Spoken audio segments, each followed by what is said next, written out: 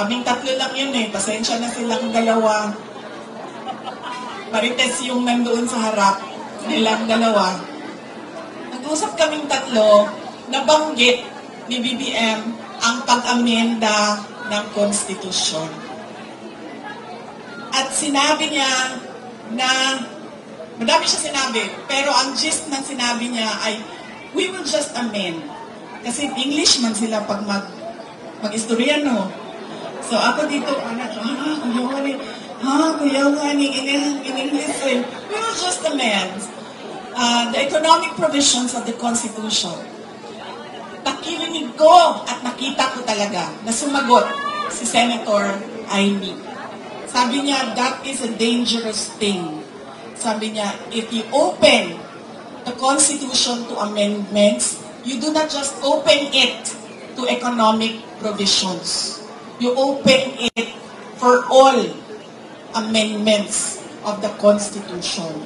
At nagsagutan na silang dalawa sa harap ko dahil sa ating Constitution.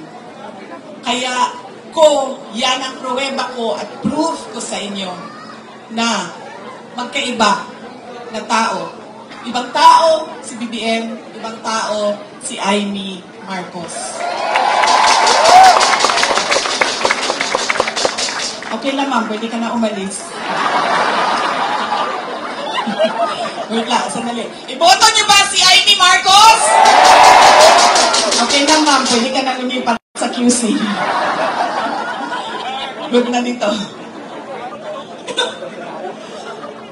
Kalimutan ko na yung sasabihin ko. Tatlong paalala. Hindi natin tinitingnan kung ano ba yung mga pangako niya noon. Tumakbo siya noon. May pangako siya. Binigay ba niya? Diba?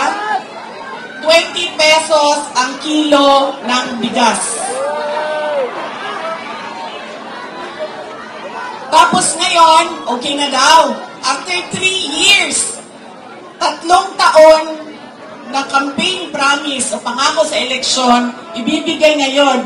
Pero, ibibigay lang sa Visayas. Para bang hindi kayo nagugutom dito sa syudad ng Maynila. At parang hindi nagkukulang ang pera ninyo pambili ng pagkain. Kaya dapat tinitingnan natin. Sumayaw, oo. Kumanta, oo. Bakit hindi? Pero tinitingnan natin. Ano ba ang pangako? Binigay ba o hindi? Bakit hindi binigay ang pangako? Dahil nagsinungaling? O dahil hindi talaga maibigay? Diba? Yan yung unang. Lagi na lang tayo, bangan. Sorry, ma'am. Nambubudol. I'm sorry, ma'am. Kasi naman sabi ko, okay na.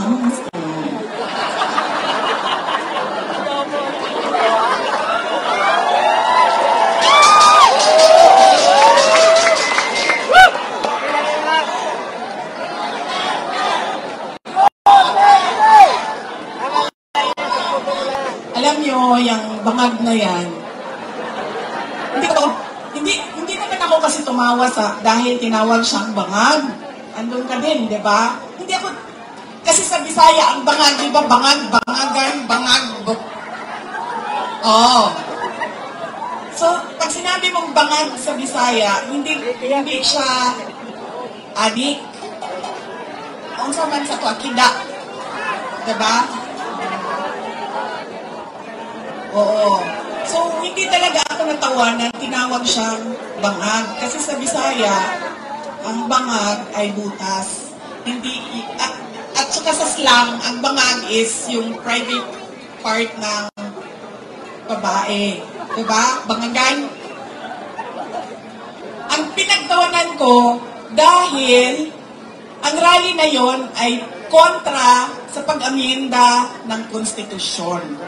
Yun yung rally na yon. Tapos nagulat na lang kami na iba na yung napag-usapan doon sa rally. Pero balik tayo sa bangag, ma. Alam mo, hindi ito kasali talaga sa speech mo.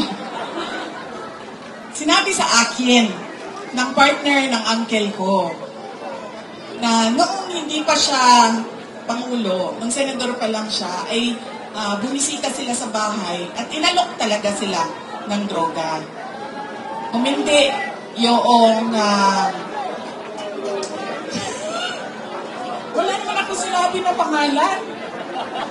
O talaga, alam nyo, may malaki bang kulungan ang Maynila para sa ating lahat?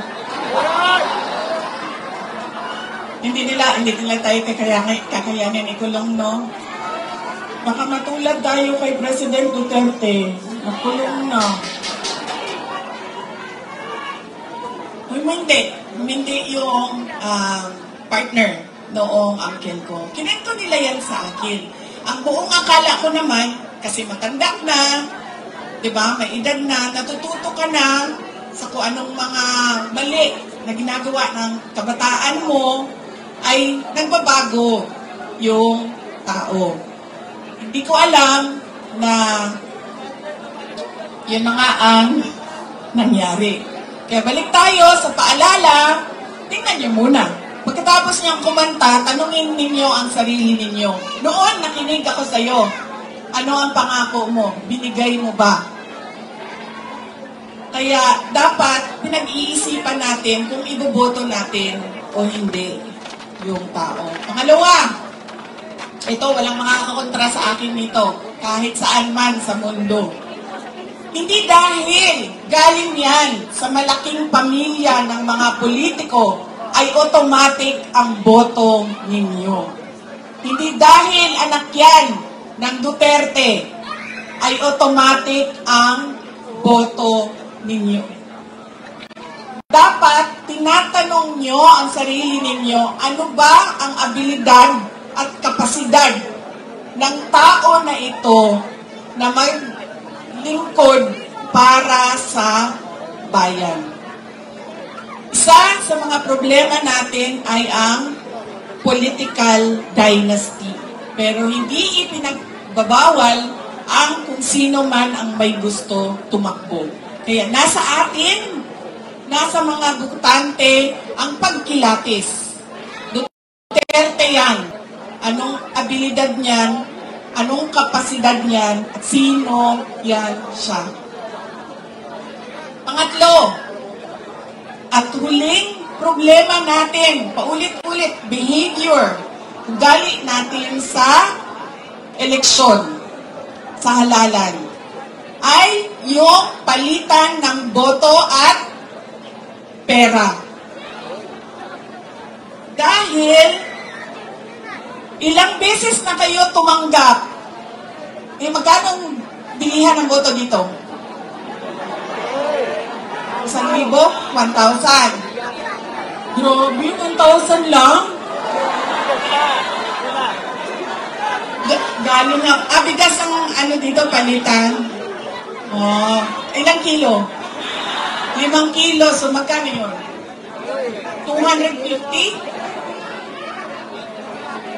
Mga 1,300 total ngayon ng bili.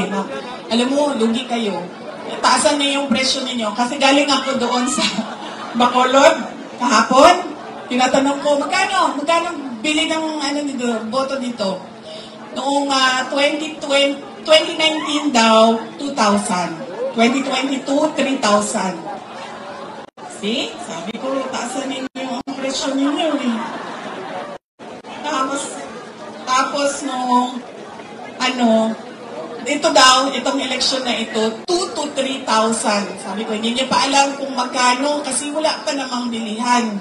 Pero sabi nila, mga daw yung bilihan ng boto doon.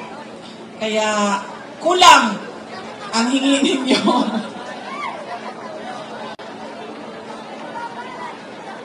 1,300 ang natatanggap ninyo. O hindi pa lahat. O. Bakit 1,300? Ang akap, magkano ba akap? Di ba 5,000? 3,000?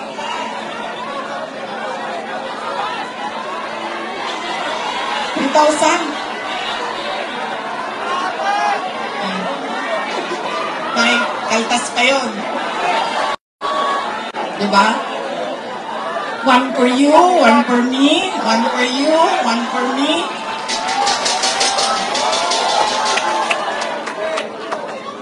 Alam niyo, hindi namin ginagawa yan sa Davao. Alam niyo bakit? Nawawala kasi yung respeto ng tao sa isa't isa. Sabihin ko sa inyo kung bakit mamaya nawawala yung respeto. Sana ako. Pabilihan ang boto. Yan. Ilang eleksyon na kayo tumanggap ng 1,300? Ilang eleksyon na tumatanggap ang mga botante ng Pilipinas ng pera kapalit ng boto nila. Pero bakit mahirap pa rin ang ating bayan? At